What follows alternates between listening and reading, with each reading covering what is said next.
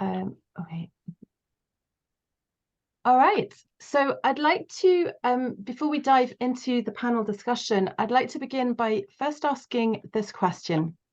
Why prepare for climate change? Why is it important that we educate young people about this? And what ultimately is the goal? So the goal of climate change is, or climate change education is ultimately to prepare young people today for the challenges they will face as the world undergoes this change, to help them manage and cope emotionally, and to help them adapt and ultimately develop a sense of agency and find solutions to the many problems that they will encounter. At School of Humanity, learners learn by tackling real-world challenges and developing the skills that they'll need to be prepared for the future. So we aim to instill in them a solutionary mindset, empowering them to become agents of change in their community and in the world. Our curriculum is challenge-based, and it's composed of the Human Literacies Framework, which highlights 6 main literacies. That's flourishing, thought, action, society, discovery, and creativity. While all the learning is interdisciplinary, the Sustainable Development Goals in particular specifically come under the society literacy. And some examples of the challenges that our learners have already worked on, which incorporate the SDGs, are, for example, the SDGs and, of course, education for climate change, are the Food, Water, and Energy Security Challenge and the Maintaining Global Peace Challenge. But throughout the challenges, as learners work on their challenges, they are free to choose a challenge that they feel passionate about.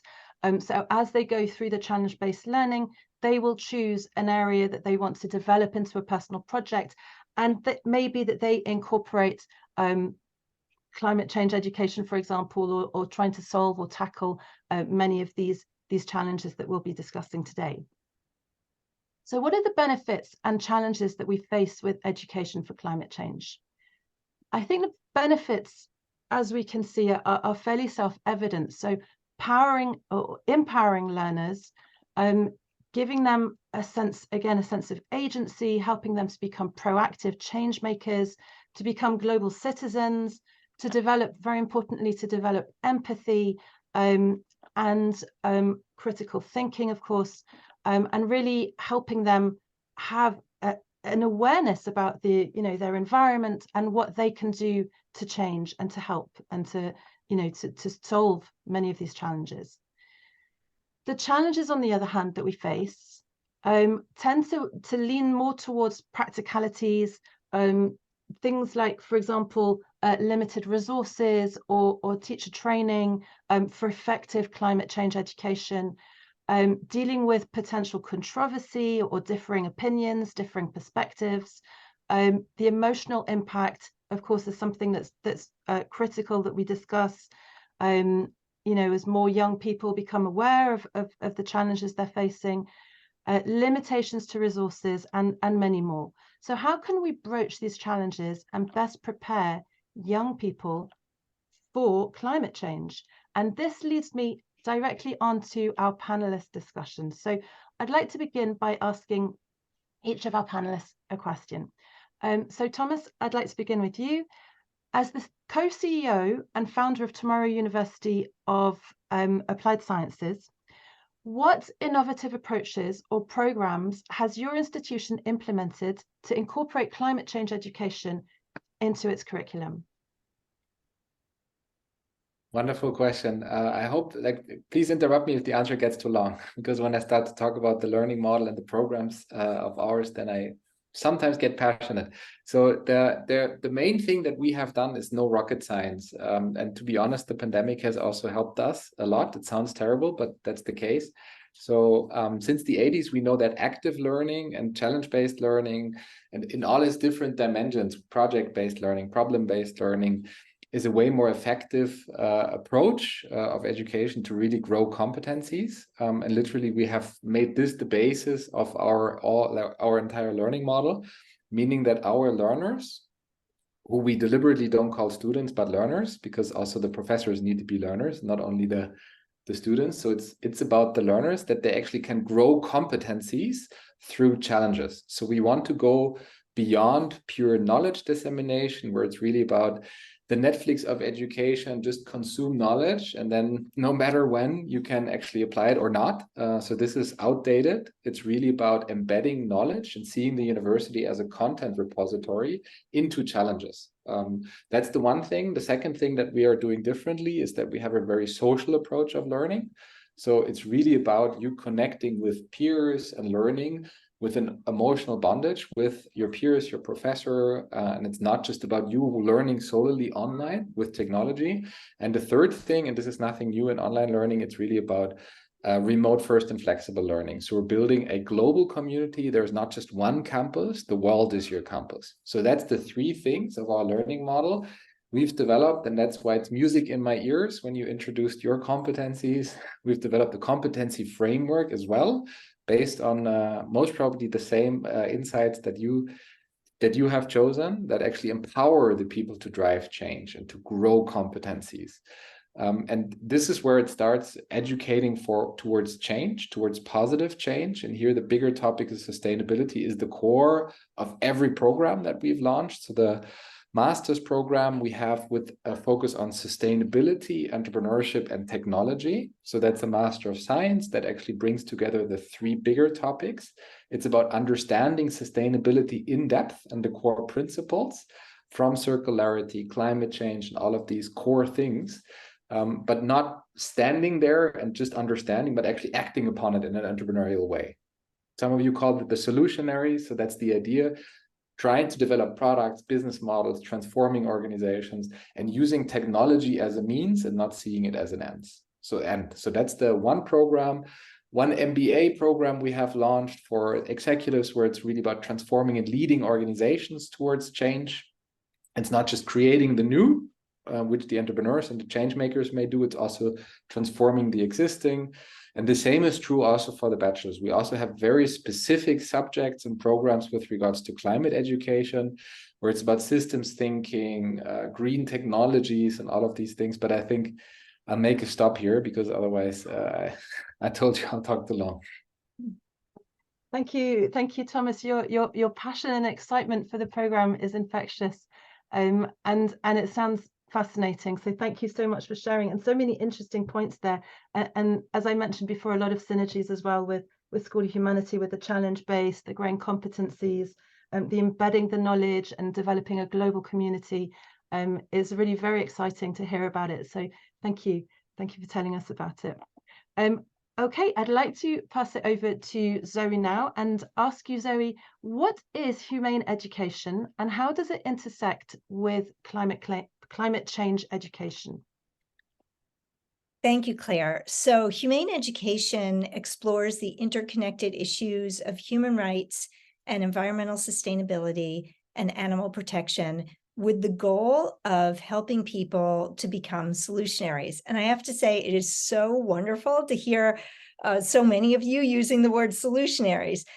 We know it's a made-up word, but it's a word that for many people resonates as something that sounds like the direction they want to be on. But I'm going to define it for you. So a solutionary is somebody who is able to identify inequitable, unsustainable, and inhumane systems, and then transform them in ways that do the most good and least harm for people, animals, and the environment, which is, we call that the MOGO principle, MOGO being most good. And it is the ethical principle that underlies all our work. So you can already see how this relates to climate change, because climate change is impacting everyone, people, animals, and the environment. And to learn how to become a solutionary and to see these intersecting impacts and these systems, I'm so glad you brought up systems thinking, Thomas. When you see that, then when you learn to be a solutionary, you are addressing any issue, but in this case, climate change, and you're looking at the lens of all of its impacts and how can we develop solutions to these problems that are going to be good for everybody and that look at potential unintended negative consequences of our action. And I'll just say that we are training educators to bring these issues to students through our solutionary micro-credential program, which is a short program. We also, like Thomas has, a graduate program with Antioch University, which is a deeper dive into humane education, really looking at human rights issues, really looking at animal protection issues, really looking at sustainability issues, and looking at culture and change, and how do we create change, and how do we become solutionaries ourselves as we educate others to be solutionaries.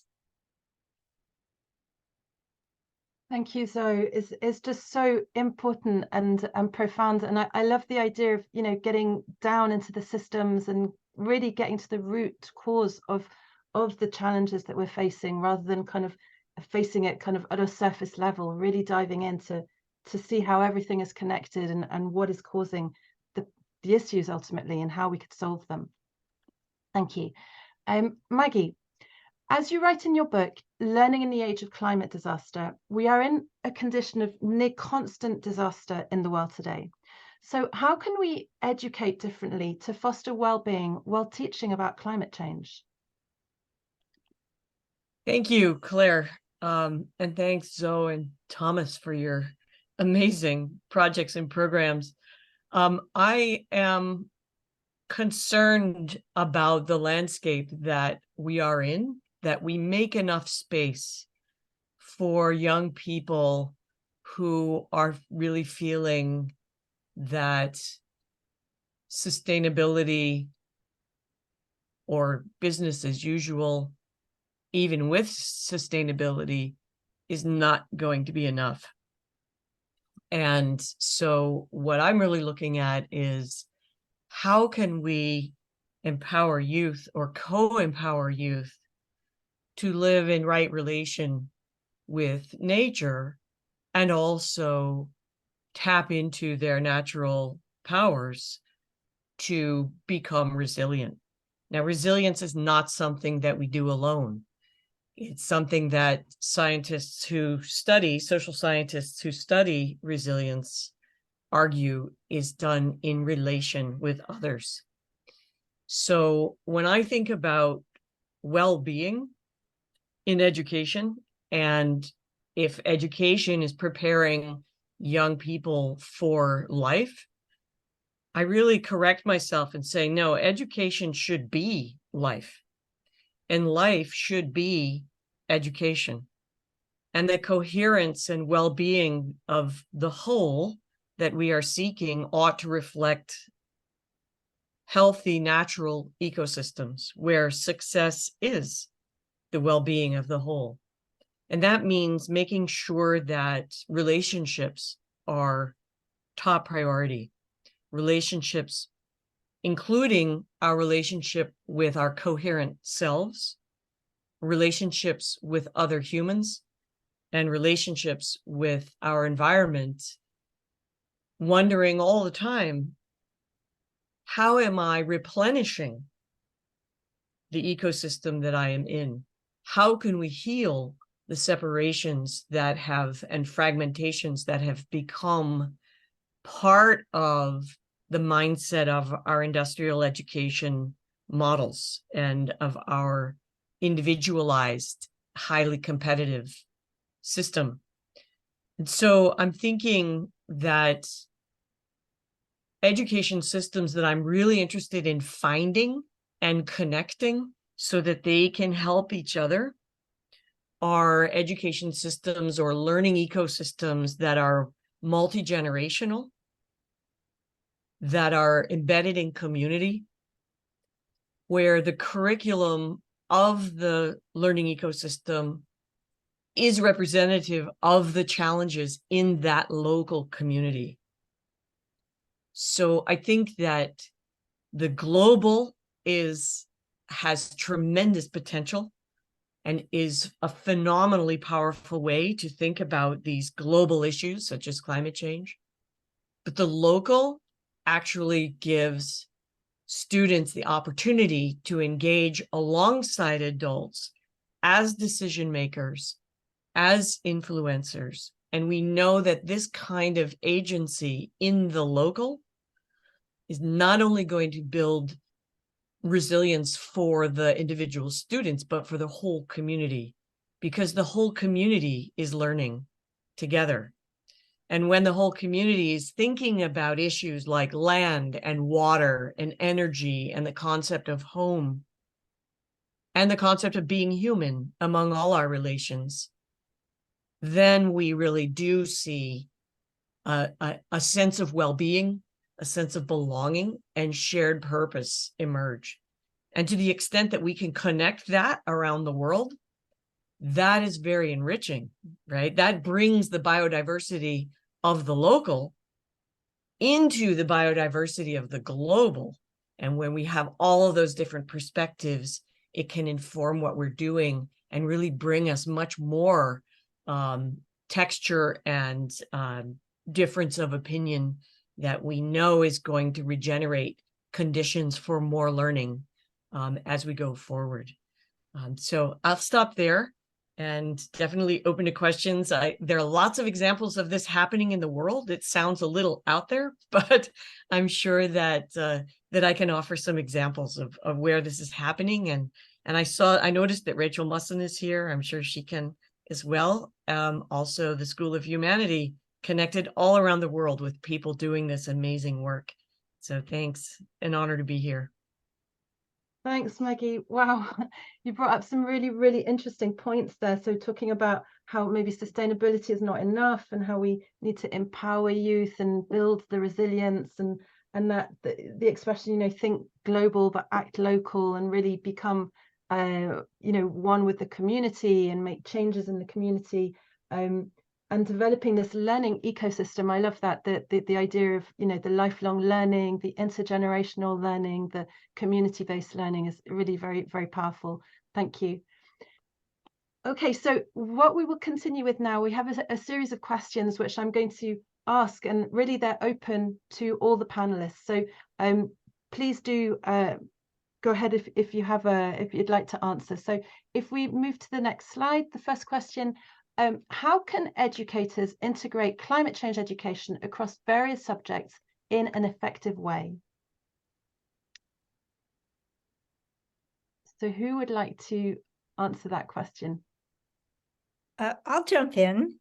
So as I mentioned earlier, we work with educators using a solutionary framework, which is a 4-phase, 12-step framework in which young people learn to identify a problem and to investigate it thoroughly and to innovate a solution and then to implement the solution. And we're working with teachers from pre-K through college level, and all of them, as they go through this process, are thinking about how do they integrate it into their own contexts, into their own curriculum and situation. And we're seeing that educators are able to do that with this framework because the framework is fluid. So I don't have a specific answer of how can you as an educator integrate climate change across your various subject, because I don't know what your subject is, but I can tell you that the framework itself enables you to answer that question for yourself. So whether you're teaching third graders or you are teaching science at the high school level or you're a language arts teacher, there are ways to help students, particularly with climate change. And we like to empower students to choose a problem that is of personal concern for them. And often the problem they choose is climate change. But if you want to integrate the climate change education, we know that virtually all young people are concerned about this, and some of them to the degree that they're experiencing tremendous anxiety and some despair, which is, I know, is a question we're going to get to momentarily. And I have a lot to say about how this work helps young people because they are learning to act. And I have a whole story about that, but I'll wait because I know the other panelists have things to say. So For those of you who are interested in that framework, you can go to our website, humaneeducation.org. We have a solutionary guidebook. The framework is listed. You don't have to enroll in our solutionary micro-credential program to learn it. It's all free and you can get it. Of course, enrolling in the program gives you the support in the learning process, and we have coaches to help as well. So I'll stop there to let the other panelists speak, and we'll get into the other questions soon. Thank you, Zoe. Thank you. Yes, I'll pass it over to Maggie. I saw Maggie, you putting your hand up. Yeah, I think that in our current educational systems, sometimes it's really hard to think about integrating anything because everything is pulled apart and separated, and our whole schedules and mechanized, operations are set up to have very short, separated chaos, really, in what it's an illusion of orderliness, but it's really creating a kind of chaotic mess, jumble for kids. So one of the first steps to do is to make a commitment and basically an assumption that all education is climate change education, that all jobs are green jobs, that we can no longer be thinking about education as preparing students for some world that no longer exists. So all education is climate change education. That's thing one. Thing two is to create teams so that within the system, as it's decomposing, we can still protect kids and still help to bring them to a more regenerative, heart-thinking kind of interrelated place. So when we create teams, right, we are building an opportunity for adults to model relationships, learning together, and then those teams can help to create the learning experiences that very young children can begin engaging in. As students get older, they become participants in the co-creation of their learning in this way, because they are also part of communities. And when schools really then take the step of integrating, breaking down the walls with the community, integrating learning with adults of all kinds, not just educators, but also adults who have other expertises, but maybe they need to learn something new. This sense of learning community as a whole can create many opportunities for rethinking how we arrange the school day, for example.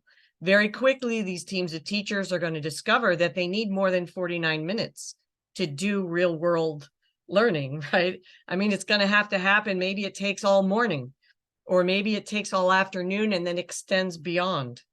But these are the first steps.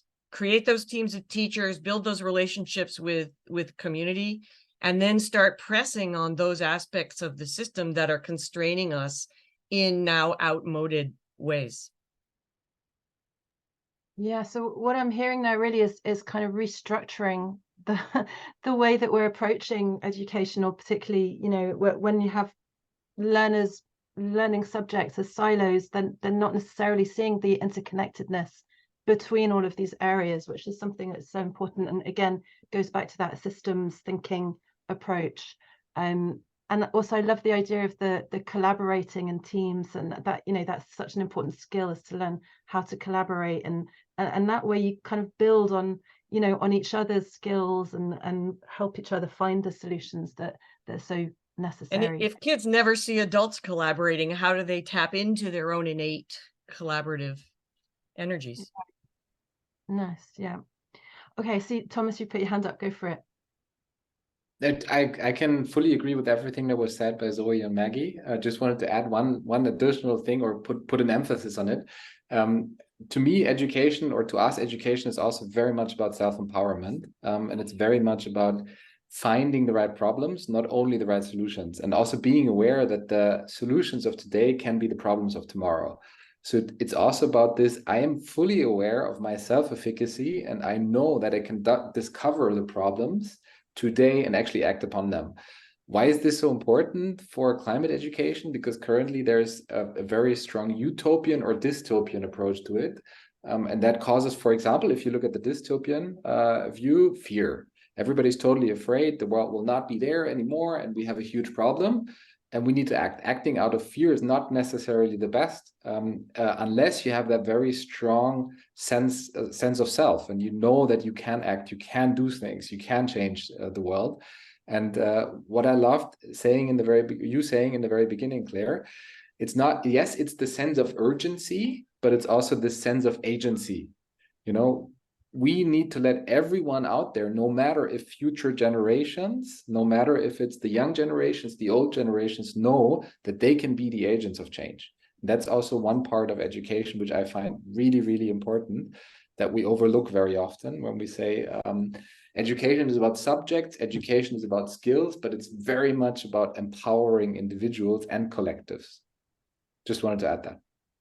Brilliant, absolutely essential. So yeah, and I love that phrase that you said, solutions of today can be the problems of tomorrow. So again, you know, it's understanding the big picture and how it's all connected. Thank you. So let's move on to this question, and it's something that we've touched on a few times and is, again, something that's very, very present. We can see it in the young people. How can we support learners who are dealing with climate anxiety? So I'd love to jump in on this one by telling a story. And this was more than a decade ago, where I was invited to speak at a school in Connecticut, Maggie, and I asked the students what they thought were the biggest problems in the world. These were 5th and 6th graders, and they filled up a whiteboard with all the same problems that adults say. So this was more than 10 years ago. These kids were not on social media yet.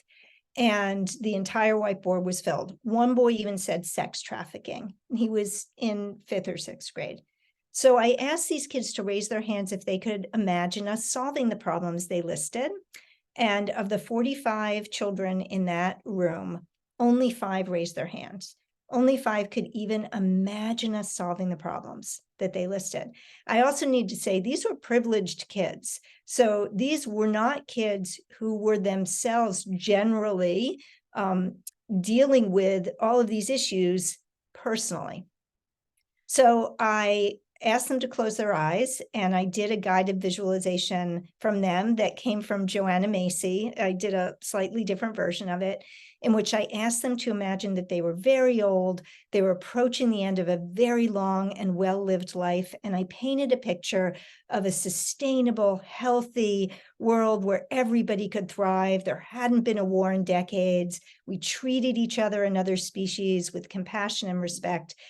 And while they had their eyes closed, I asked them to imagine a child coming up and joining them. And the child had all sorts of questions about how things had changed for the better. And then the child had a final question. What role did you play in helping to bring about this better world?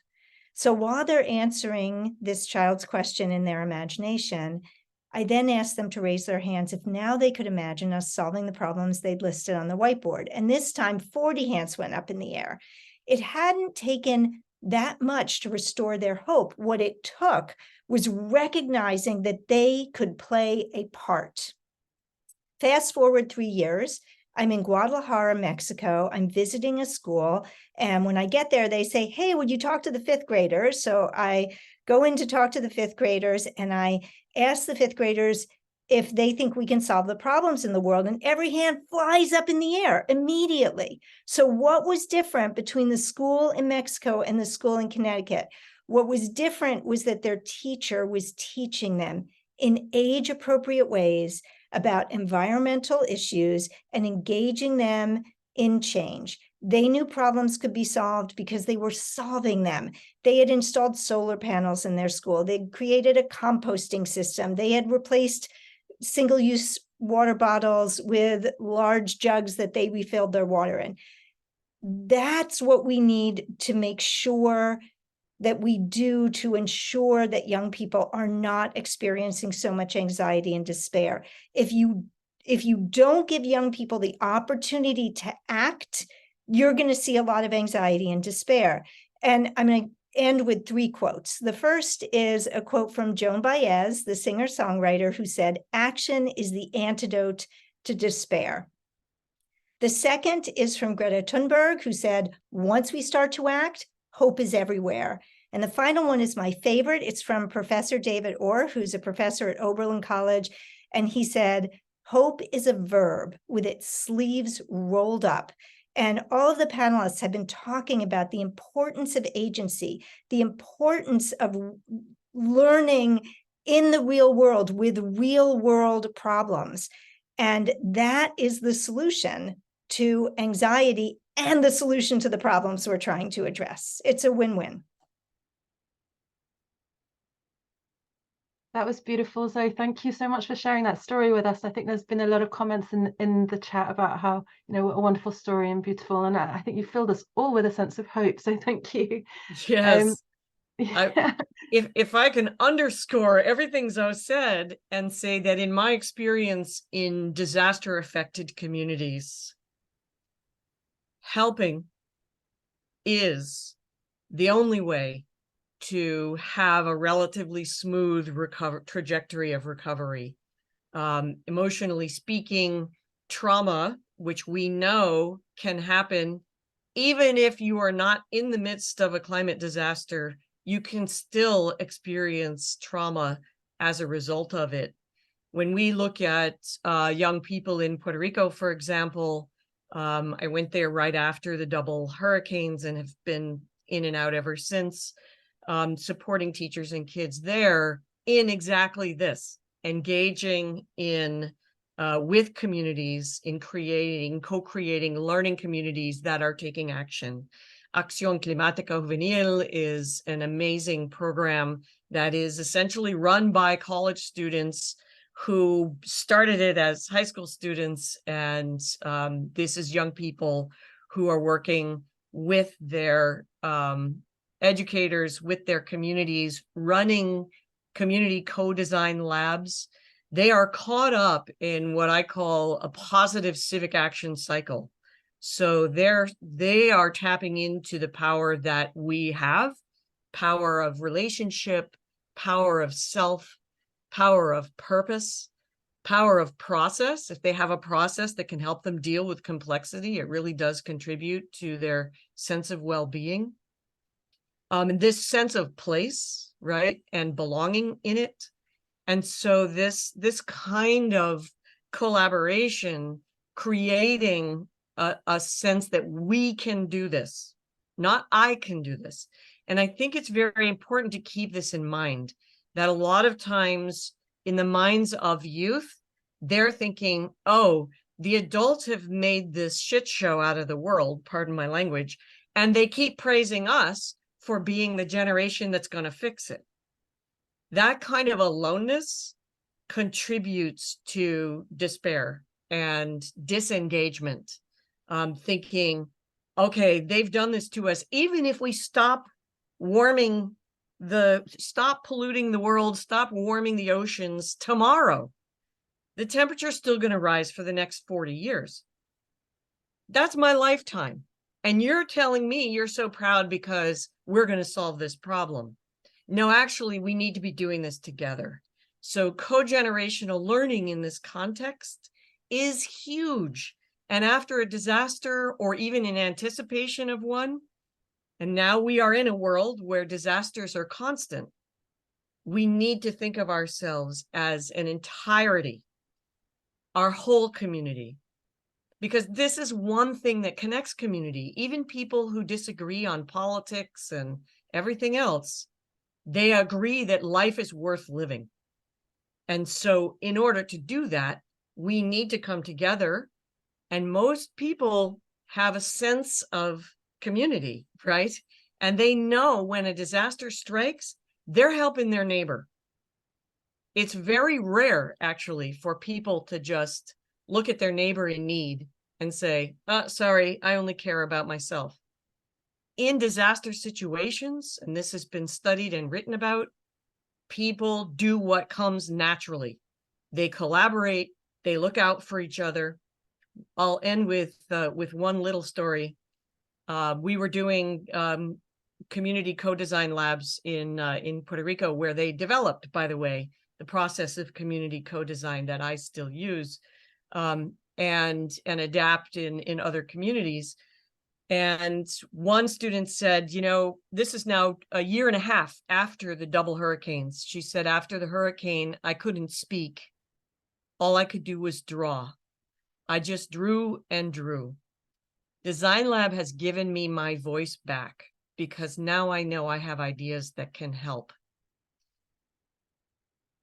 I'll stop there. That was very powerful, Maggie. Thank you for sharing that. Wow, just so many important points there. And you know, and what you say, that young people are inheriting these challenges, and you know, it's unfair to put it all on their shoulders. So having the sense of community and working together and intergenerational approach. And it made me think as well also this idea of the overview effect, and seeing the, you know, the world as a global community, and we're all connected, and we should all be, you know, supporting each other.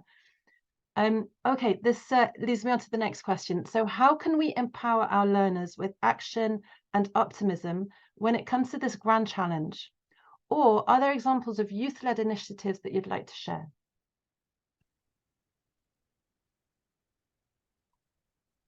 Go for it, Maggie. I got to tell you about my now 7-year-old mentor in Puerto Rico. The first time I met Fabian, he said, I have seeds. He was so excited. He had his fistful of these corn kernels that he had taken off a cob that dried out. So it didn't actually finish growing. And so we thought, oh, he's going to be disappointed that the corn didn't grow all the way. He was so excited that he had seeds. And so this is he was part of and leading part of a community effort. So I want to just say that this community is up in the mountains above Peñuelas in the southwest of Puerto Rico. It's one of the most disaster affected corners of one of the most disaster affected countries on earth. And this community was cut off for 6 weeks entirely after the double hurricanes, and they nearly starved. So to say that he has seeds is an incredibly empowering statement. And this young man, when he was 5, he declared himself the captain of the garden. Well, where did the garden come from? The community completely cut off from schools or from access to school. They had a tremendous opportunity. Their opportunity was, what would school look like, or what would learning look like if we created it? And so they co-created their school and their learning ecosystem. And their learning ecosystem is literally the ecosystem. So all learning takes place in and around the garden. The little kids, the little posse, 5 to 8 years old, they're going around interviewing the elders about how to do it, because they didn't know, right? So they go and they ask the elders, and the elders are like, oh, you don't want to be a farmer. Nobody wants to do that anymore. And they said, yes, we do.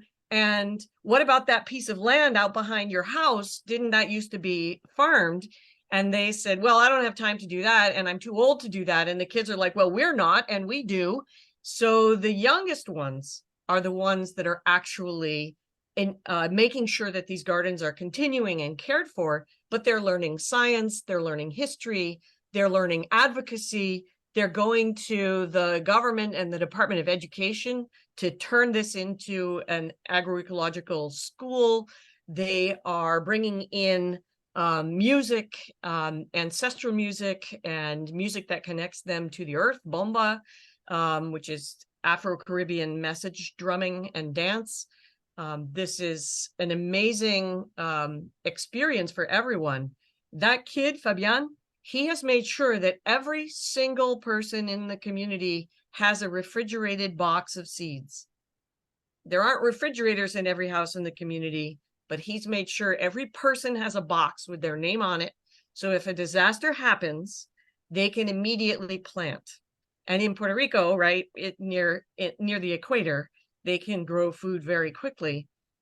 So they will have something to eat in half the time that it took them to get sustenance from their colonial power, the United States.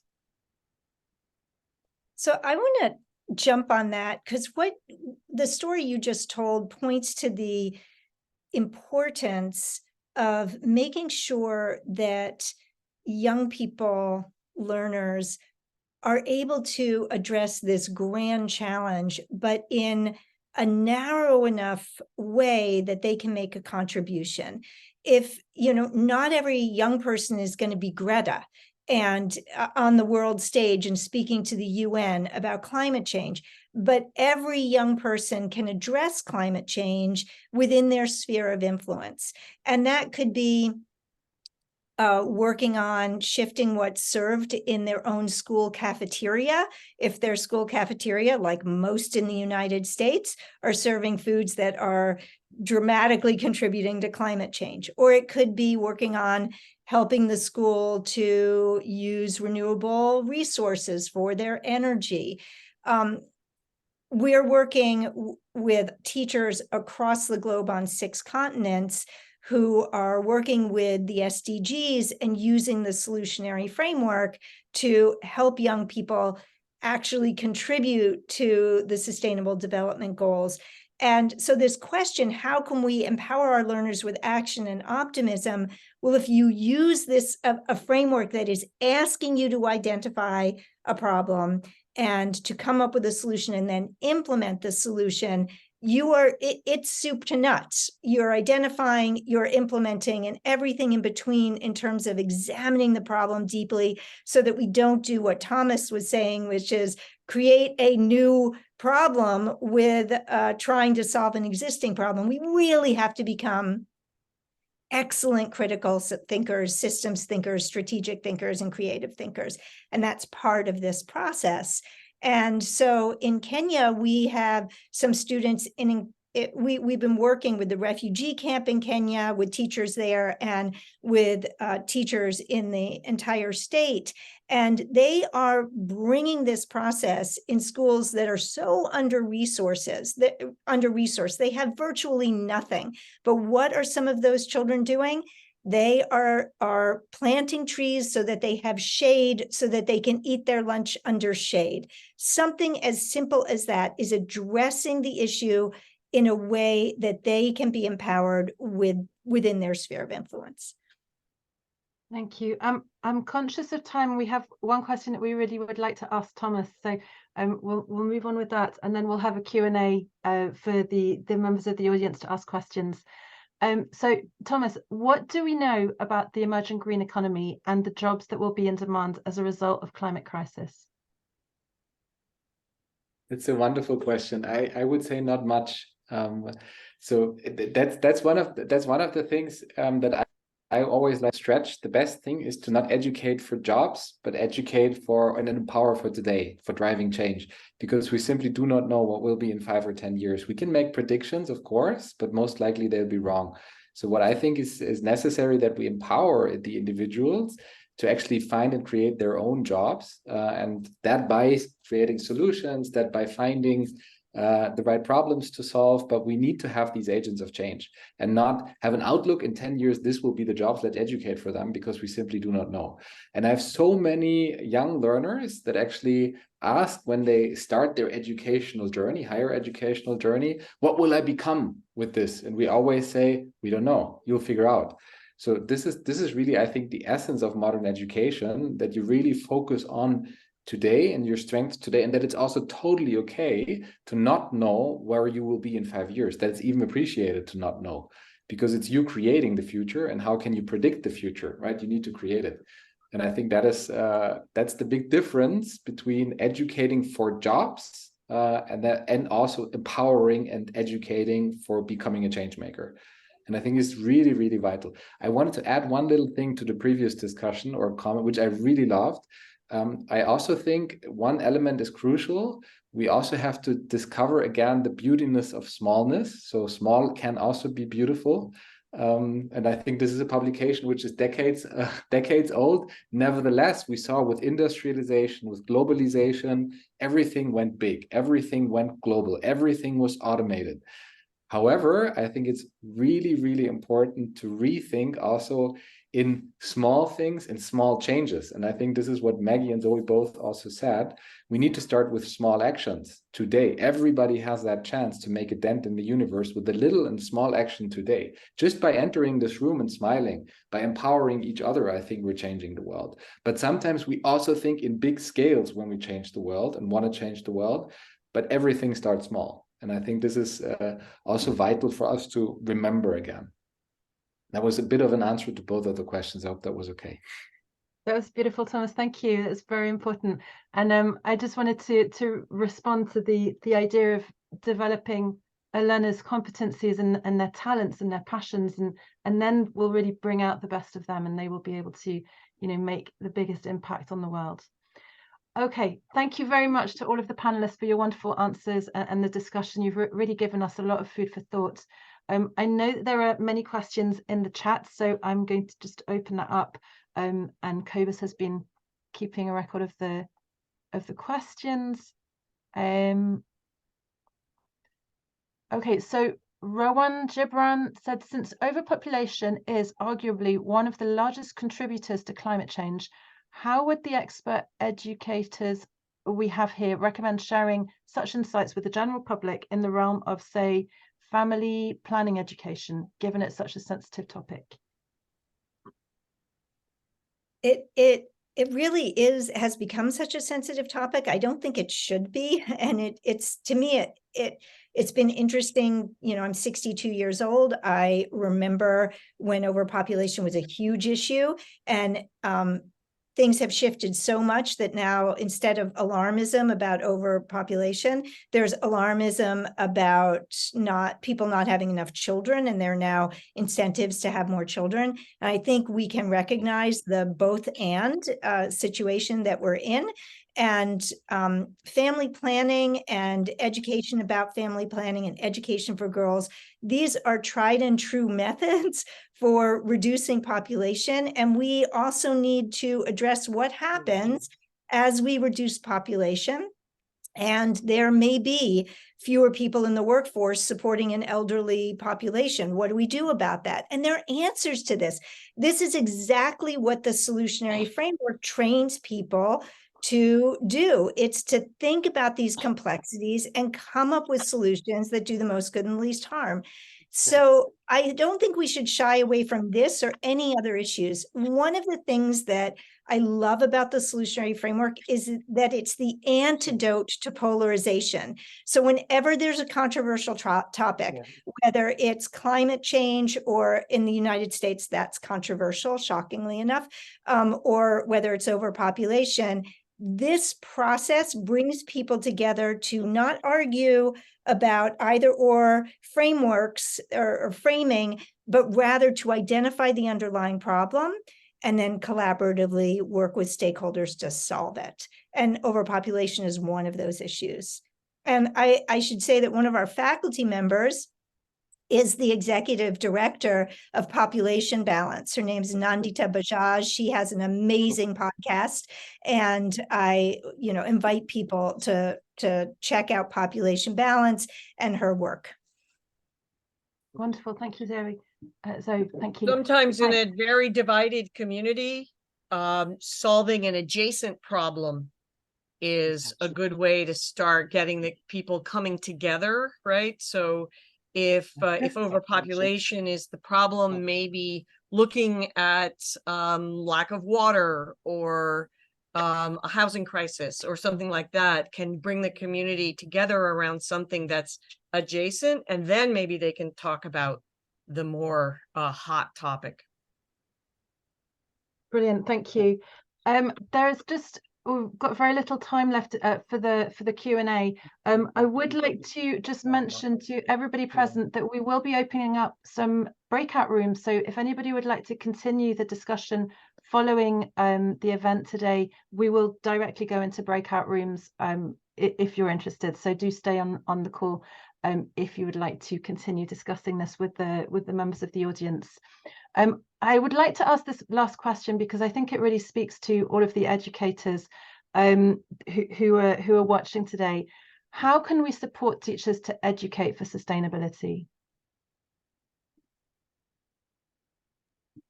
Maybe I can jump on this. I think the number one, we kind of touched it in many of the previous questions. For me, the one is awareness. So it's possible. It's also motivating to do it, right? It's driving change. It's empowering you. So it's not only that you're benefiting the learners, you're benefiting yourself. So that's the one thing, awareness and motivation. And then the second thing is also give them very concrete formats and ways to do it. I think that is what is important, and not say, well, there's just the subject on climate. You know, it's really more than that. I love the phrase that Maggie had: education is life, and life is education.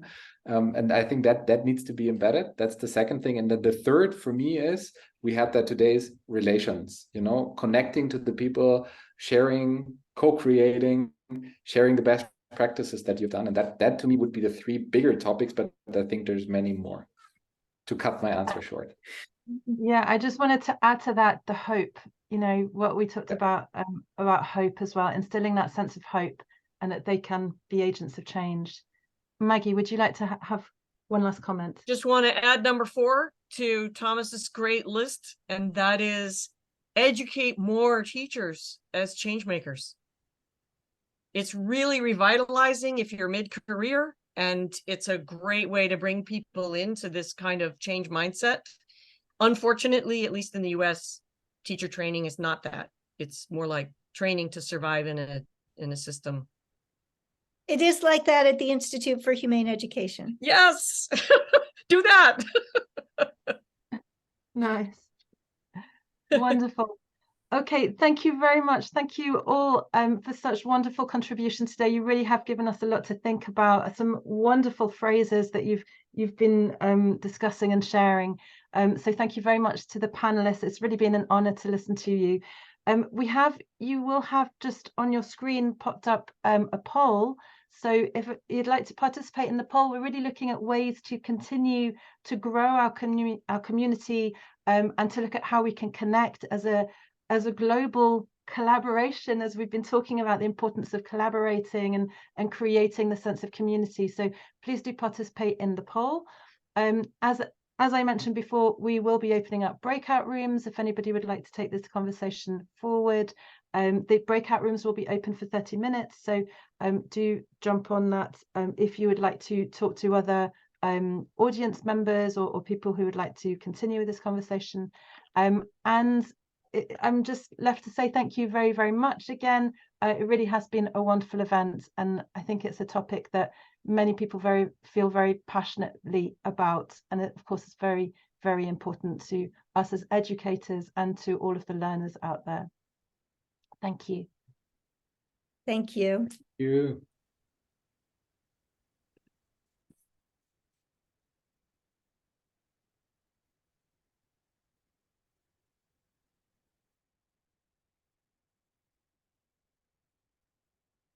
Somebody just wrote, "This brings me so much hope."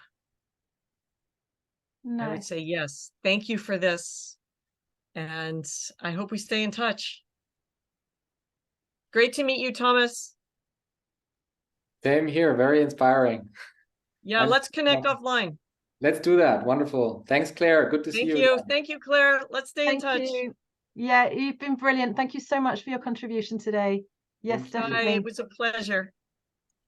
Lovely. Thanks, everybody. Thank you. Enjoy the rest of your day. You too.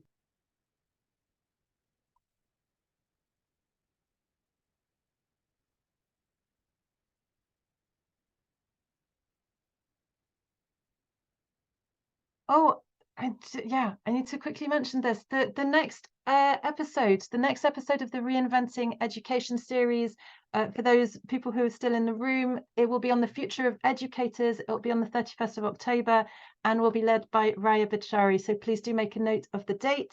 We will, of course, be sharing information through all of our networks. So thank you very much.